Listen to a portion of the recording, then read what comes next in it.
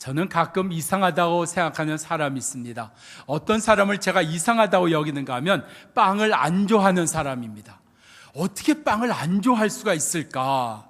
저는 빵을 간식이 아니라 주식처럼 먹고 싶은 사람이 돼서 그런 사람이 너무너무 이상한 거예요.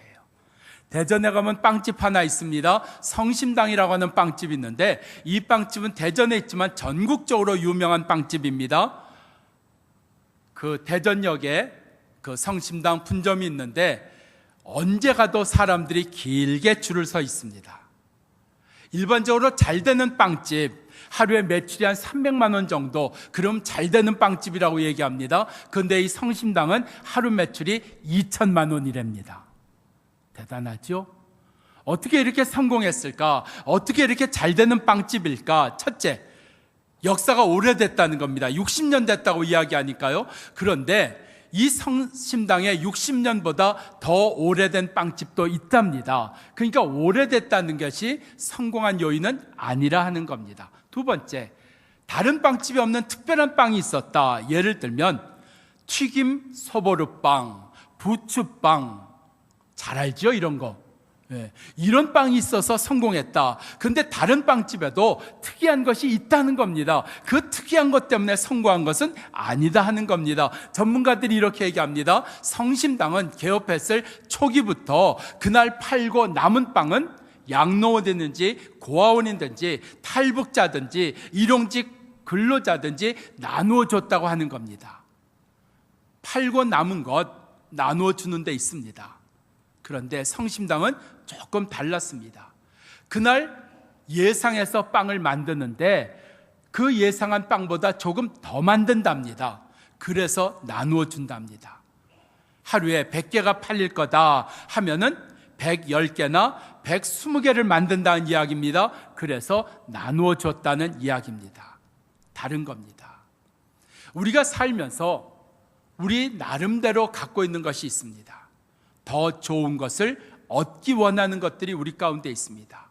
더 좋은 집, 더 좋은 직장, 더 좋은 사람, 더 좋은 것 우리가 원하면서 살아갑니다. 그것 때문에 열심도 내고 그것 때문에 우리가 땀 흘리고 수고하고 참아내는 것들이 우리 가운데 있습니다. 우리의 살아가는 목적이 더 좋은 것을 얻기 위해서, 더 좋은 것을 가지기 위해서 우리가 살아가는 것일까? 정말 그것이 우리가 살아가는 정말 우리의 목표일까?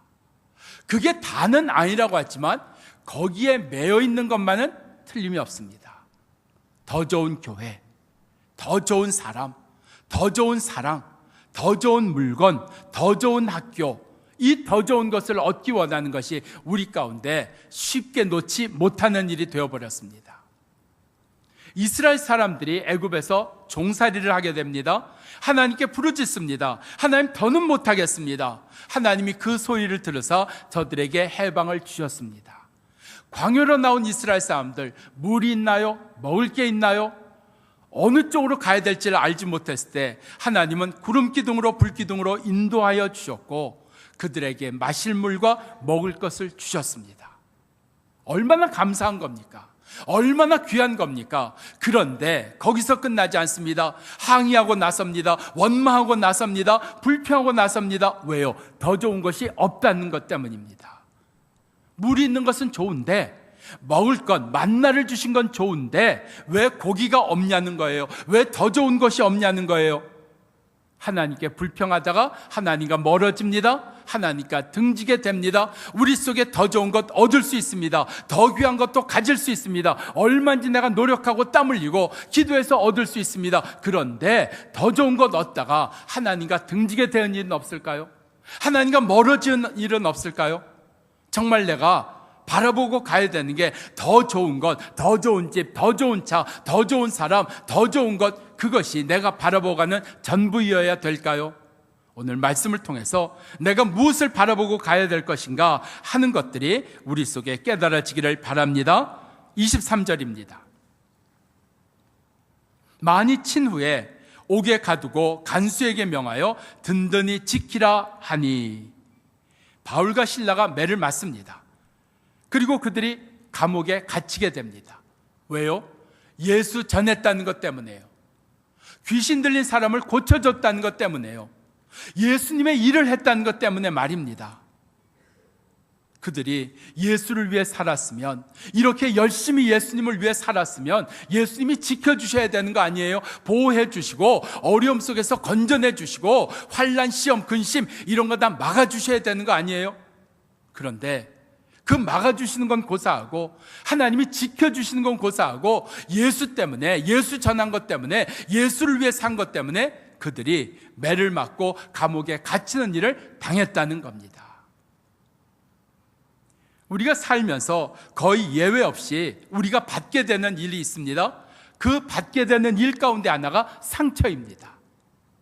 아무리 내가 성실해도요, 아무리 내가 정직해도요, 아무리 내가 신앙이 좋아도 상처 받게 됩니다. 교회 안에서 상처 받습니다. 직장에서도 상처 받습니다. 가정에서도 상처 받습니다. 어느 곳을 가든 다 상처 받습니다. 상처가 무엇을 얘기하는 것일까요? 내가 수고했는데, 내가 애썼는데, 내가 수고하고 애쓴 만큼, 내가 열심히 한 만큼 내가 인정받지 못할 때 말입니다. 내가 사랑받지 못할 때 말입니다. 내게 보상이 없을 때 말입니다. 내게 주어져야 될 것들이 주어지지 않을 때 상처받는 것 아닙니까? 자녀에게도 상처받고요, 부모에게도 상처받습니다. 직장에서도 상처받습니다. 교회 안에서도 신앙생활하면서 우리가 상처받는다 하는 겁니다. 상처받으면 어떤 마음이 드나요? 상처받으면 내가 열심히 하고자 하는 마음 없어지지 않나요? 힘을 내고자 하는 거 없어지지 않나요? 그런데 오늘 여기 바울과 실라 말입니다. 그들이 예수를 위해 살았는데 그들 속에 보상이 주어지지 않은 것, 그들이 인정받지 못한 것, 그들이 칭찬받지 못한 것, 그들이 상급을 받지 못한 것, 그 정도였나요? 아니요. 상급을 받지 못하고 무슨 보상을 받지 못하고 칭찬을 받지 못한 정도가 아니라 저들은 매를 맞았다 그랬습니다. 감옥에 갇혔다 그랬습니다. 이게 무슨 상처 정도입니까? 이렇게 기가 막힌 일을 만나면, 내가 예수를 위해 살았는데, 내가 교회를 위해 살았는데, 내가 주님의 일을 이렇게 했는데 내게 돌아온 게 매맞음과 감옥에 갇히는 거라면 무슨 마음이 들까요? 관두자, 이것으로 관두자 하는 마음이 드는 것 아닐까요? 직장에서 말입니다. 이러한 일을 만나면, 가정에서 이런 일을 만나면, 교회에서 이런 일을 만나면 우리 속에 관두고 싶은 게 우리가 생각할 수 있는 전부 아니었을까요? 바울과 실라 관둬야 되는 겁니다. 예수의 일을 관둬야 되는 겁니다. 신앙으로 사는 일을 관둬야 되는 겁니다. 예수 전하다가 보호해 주시는 것은 말고도 이렇게 매맞고 이렇게 감옥에 갇혔다면 이런 예수 뭐하러 믿습니까? 이런 예수 믿었다가 또 감옥에 갇히면 어떡하려고요? 이거보다 더 어려운 일을 만나면 어떡하려고요? 그런데 그들 가운데 관두었다는 이야기가 나오지 않습니다. 그들이 이런 어려운 일을 만났는데, 깊은 감옥에 갇혔는데, 그들이 이런 어려움 때문에, 힘든 것 때문에 그들이 더 이상 예수 안 믿기로 했다, 더 이상 예수 안 전하기로 했다, 그런 게 나오지 않는다는 이야기입니다. 오히려 성경을 보면 이렇게 이야기하고 있습니다. 그런 감옥 가운데서도 그들이 기도하고 찬송했다고 말입니다. 찬송했다는 게 뭘까요? 기도했다는 게 무언가요? 이렇게 어려운 일을 당했음에도 불구하고 그들은 계속해서 예수를 높이고 그들은 주의 일을 하기로 작정하고 있었다는 이야기 아니었을까요? 더 좋은 것을 얻기 위해서, 더 나은 것을 가지기 위해서 우리가 땀 흘리고 수고한다면, 더 좋은 것이 주어지지 않았을 때, 그렇게 내가 원하는 것이 내게 주어지지 않았을 때 실망할 겁니다. 상처받을 겁니다. 원망도 나올 겁니다. 아니, 그러한 것이 주어지기는 고사하고 우리 가운데 이렇게 어려운 일이 주어진다면 내가 하던 일을 멈추고 말 것입니다. 그런데 바울 멈추지 않았습니다.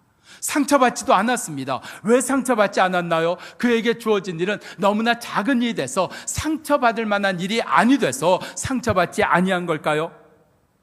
그에게 주어진 일은 별거 아닌 게 돼서 그는 관두지 않고 계속해서 예수의 사람으로 사는 걸까요? 아닙니다. 그에게는 다른 이유가 있었습니다. 더 좋은 것을 얻고자 하는 것이 아니라, 더 나은 것을 가지고자 함이 아니라 더 나은 것을 만들고 싶었습니다. 더 좋은 것을 만들고 싶었습니다. 우리 속에 내가 예수를 믿으면서도 더 좋은 것을 갖기 원하고 더 나은 것을 얻기 원한다면 우리 속에 하다가 중단하는 일들 일어납니다. 상처받아서 실망하는 일들 일어납니다. 열심을 내다가 그 열심이 없어지는 일들 일어납니다. 그런데 더 좋은 것을 얻자는 것이 아니라 더 좋은 것을 만들고자 하면 달라지는 겁니다. 하나님, 나로 하여금 더 좋은 교회 만들게 하시옵소서. 하나님, 나 때문에 더 좋은 나라가 되게 해 주옵소서. 더 좋은 가정이 되게 하시고 더 좋은 부부가 되게 하시고 더 좋은 우리 가정 되게 해 주시옵소서. 달라지는 겁니다. 상처받지 않는 겁니다. 더 좋은 것을 만들려고 한다면 말이지요, 더 좋은 사람을 만들기를 원하고 더 좋은 교회를 만들기를 원하면 상처받지 않습니다. 관두지 않습니다. 그런데 내가 얻어야 된다 이겁니다. 더 나은 것을 얻어야 된다 말입니다. 내가 이렇게 수고하고 내가 이렇게 애썼는데 나 이용만 당한 거야? 나는 그렇게만 쓰여진 거야? 난 이렇게 무시만 당하는 거야? 난 이렇게 아무것도 주어지지 않는 거야? 그렇게 생각하고 있다면 상처 받을 수밖에 없는 겁니다. 실망할 수밖에 없는 겁니다. 관둘 수밖에 없다는 이야기입니다. 우리에게 주어진, 우리가 바라보고 목적해야 되는 건 뭔가요? 내가 결혼함으로 말미암아 내가 이 사람 때문에 더 좋은 것을 얻게 되는 겁니다. 더 나은 것을 얻게 되는 겁니까? 아닙니다.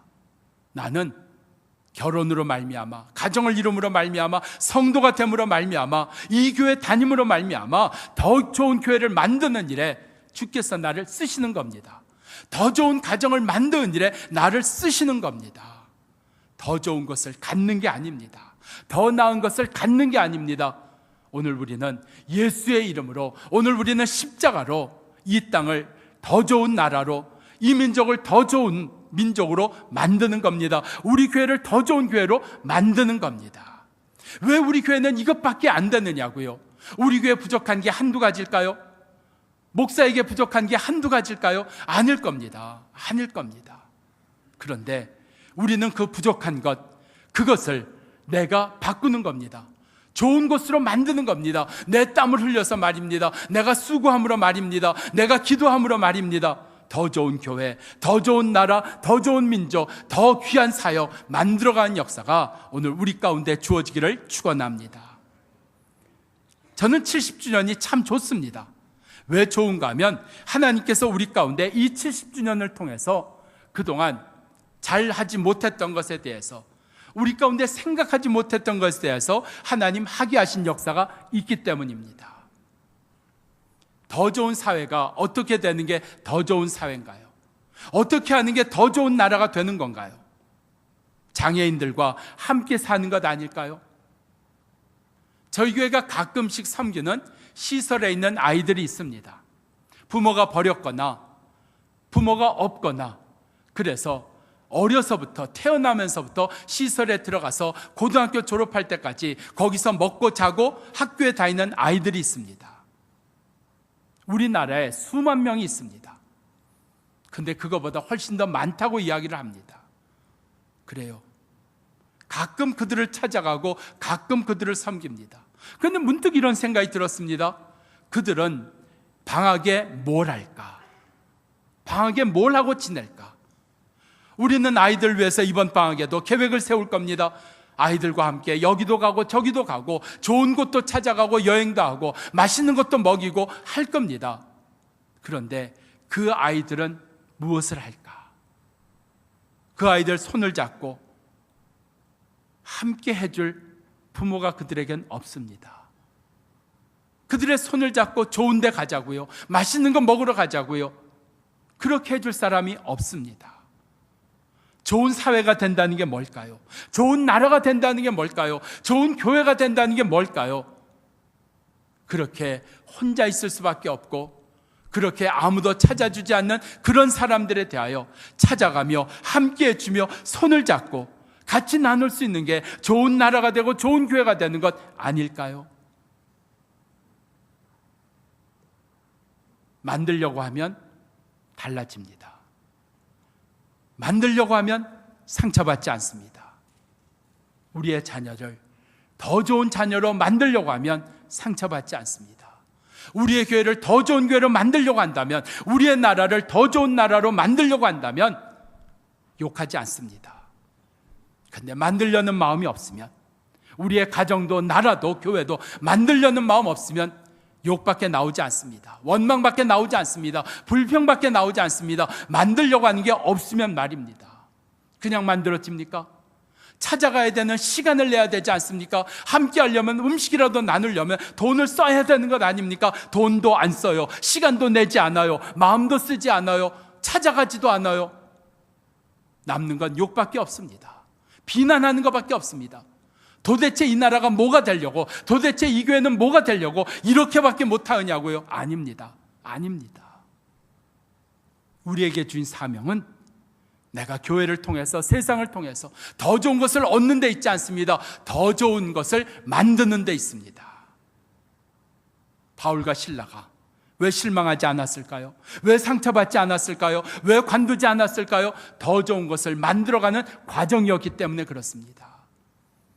우리 속에 이 더 좋은 것을 만들어가는 역사, 그 은혜가 오늘 우리 가운데 깨달아지기를 바랍니다. 그래서 가정에도 실망하지 마시고, 교회도 실망하지 마시고, 우리나라에도 실망하지 마시고, 이 시대에 실망하지 마시고, 우리는 이 시대를, 이 시대의 젊은이들을, 우리는 이 시대의 다음 세대들을, 우리는 우리 교회를 더 좋은 교회로, 더 나은 사회로, 더 좋은 것으로 만들어가는 예수의 사람들입니다. 기도하는 사람들입니다. 믿음의 사람들입니다. 땀 흘리는 사람들입니다. 이 은혜가 우리 가운데 있기를 바랍니다. 26절입니다. 이에 감옥에 큰 지진이 나서 옥토가 움직이고 문이 다 열리니 모든 사람의 매인 것이다 벗어진지라. 기회입니다. 도망갈 수 있는 기회입니다. 지금 억울하게 잡혀와 있잖아요. 억울하게 지금 감옥에 들어와 있잖아요. 그런데 감옥 문이 열린 겁니다. 묶인 것이 다 풀어진 겁니다. 기회 아닙니까? 기회입니다. 우리 속에 수많은 기회들이 주어집니다. 수많은 기회들이 주어집니다. 몇 주 됐어요? 혹시 여러분 가운데 아직도 못 찾은 분이 있으면 사무실에 오시거나 저한테 오십시오.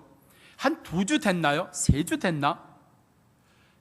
주일 예배, 3부 예배가 끝나고 식당에서 밥을 먹고 일어나는데 제 눈에 뭐가 딱 들어오는 게 있어요. 저는 왜 그런 것만 제 눈에 들어오는지 모르겠어요. 뭐가 제 눈에 들어왔을까요? 5만 원짜리. 여러분 교회에서 5만 원짜리 주워 본 적 있다?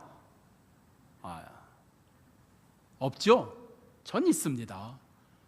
거기 수많은 사람들이 지나갔을 텐데 그 자리에 앉아서 밥을 먹은 사람도 있는데 내 뒤에서 흘린 게 내 눈에 들어왔단 말입니다. 이거 기회 아닙니까? 우리에게는 수많은 기회들이 주어집니다. 주어집니다. 그런 기회 가운데 어떤 기회가 있는지 아세요? 아까운 기회가 있습니다. 다른 사람을 위해 쓰기에는 아까운 기회들이 있습니다. 다른 사람에게 주고 싶지 않은 아까운 기회들이 있습니다. 한번 들어보시겠어요? 어제가 6.25 66주년이 됐습니다. 전쟁이 일어나고 밀리던 대한민국이 유엔의 도움으로 말미암아 북진을 하기 시작합니다. 밀고 올라가기를 시작을 합니다. 그래서 거의 다 통일이 됐다 싶은데 갑자기 중공군이 쳐들어왔습니다. 모르세요? 나만 아는 이야기 같아요. 중공군이 쳐들어왔지 않습니까? 그래서 갑자기 밀려서 후퇴하기 시작했는데 후퇴하는 길이 막히는 거예요. 그래서 흥남에서 배를 타고 후퇴라고 철수를 해야 되는데 군인들 다 타고 나니까 탈 자리가 없는 거예요. 근데 딱 한 자리가 남았대요. 근데 그때 아주 친한 친구 둘이 그 두 자리 중에 한 자리를 얻게 됐어요. 근데 사람은 둘이고 탈 자리는 한 자리밖에 없는 거예요. 자, 어떻게 했을까요? 두 친구 중에 한 친구는 예수를 잘 믿는 친구예요. 구원의 확신이 분명한 친구예요. 한 친구는 예수를 믿지 않는 친구예요. 자리는 하나 남았습니다. 자, 사람은 둘입니다. 어떻게 했다고요? 예수 잘 믿는 구원의 확신이 있는 친구가 이랬답니다. 나는 예수를 믿기 때문에 여기서 죽어도 나는 천국에 가. 그런데 넌 예수 안 믿잖아. 넌 여기서 죽으면 지옥 가. 그러니까 내가 타고 가. 난 여기서 죽어도 천국 가니까 괜찮아 하고 예수 안 믿는 친구를 그 배에 한 자리 남은데 태워서 보냈답니다. 보냈대요. 자, 그리고 시간이 흘러서 이제 거기에 남아있는 친구도 죽고 배 타고 탈출한 친구도 죽어서 두 친구가 다 하늘에 올라왔습니다. 아니, 심각하게 듣지 마세요. 이거 실화 아닙니다. 지어낸 얘기입니다. 예. 그러니까 이 땅에서 내가 예수 잘 믿어서 천국 갈 수 있으니까 너를 위해서 내 목숨까지 줄 수 있어 양보했단 말이죠. 살 수 있는 기회를 친구에게 줬단 말입니다. 근데 하늘나라에 올라왔어요. 다 땅에서 죽어갖고. 그래서 어디서 만난 다음에 천국문에 딱 들어가는 자리에서 둘이 만났어요. 너무 반가웠겠죠. 근데 이게 또 웬일입니까? 천국의 자리가 하나밖에 안 남은 거예요. 사람은 둘인데 하나만 남은 거예요. 그때 예수 잘 믿은 친구를 위해서 희생까지 한 목숨까지 내놓은 그 예수 잘 믿는 사람이 뭐라 그랬을까요? 친구여 미안하네. 내가 여기 들어가기 위해서 너에게 이 땅에서 저 땅에서 내가 양보했고 내가 목숨까지 내놓은 거야. 근데 이것만은 내가 양보할 수 없어. 내가 이 천국에 들어가려고 당신 위해서 죽었고 당신 위해서 내가 희생한 거야 하고 예수 안 믿는 친구를 밀치고 들어갔답니다. 그래요. 양보할 수 없는 기회가 있습니다. 다른 사람에게 줄 수 없는 기회가 있어요. 아주 아까운 기회가 있습니다. 오늘 우리에게 주시는 말씀이 뭘까요? 바울, 지금 기회 아닙니까? 도망갈 기회 아닙니까? 자기의 정당함을 주장할 기회 아닙니까? 이제는 자기가 편하게 살 기회 아닙니까? 묶여 살지 않고 매어 살지 않을 기회가 주어진 거 아닙니까? 그런데 그 기회를 자기를 위해 쓰지 않았어요. 도망가지 않았어요. 그 자리에 그냥 있었어요. 감옥에 그냥 있었어요. 그래서 간수를 살렸습니다. 오늘 여기 27절 말씀에 간수가 자다가 깨어 옥문이 열린 것을 보고 죄수들이 도망한 줄 생각하고 칼을 빼어 자결하려 하거늘 28절 바울이 크게 소리질러 내 몸을 상하게 하지 말라 우리가 여기 있노라. 살린 거 아니에요. 살린 겁니다. 도망갈 기회를 도망가지 아니하고 살리는 기회로 썼단 말입니다. 우리가 내게 주어진 기회를 어떻게 쓸 것인가? 물질로 주어지는 기회가 있습니다. 시간으로 주어지는 기회가 있습니다.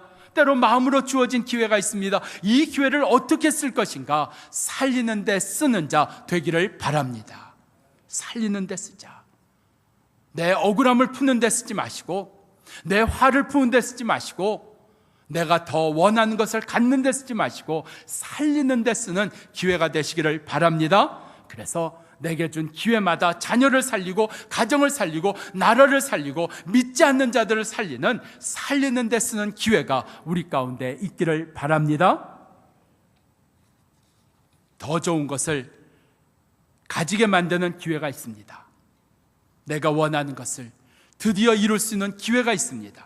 근데 내가 원하는 것, 내가 바라는 것, 그 더 좋은 것, 더 나은 것을 갖는 기회가 아니라 살리는 데 쓰는 기회. 바울이 이 간수를 살리는 데 옥문이 열린 기회를, 묶인 것이 풀어지는 기회를 썼습니다. 내게도 기회가 주어질 때마다 옳거니 하면서 살리는 데 쓰는 하나님의 자녀 되기를 축원합니다. 30절 말씀 보면 이 간수가 바울에게 이렇게 얘기합니다. 내가 어떻게 하여야 구원을 얻겠습니까? 33절에 가면 자기가 그렇게 저들을 아프게 했는데 그 상처를 싸매어 주었다 그랬어요. 세례를 받았다 그랬습니다. 34절에 보니까 저들을 잘 대접하고 섬겼다고 했습니다. 온 집안이 다 세례를 받았다고 했습니다.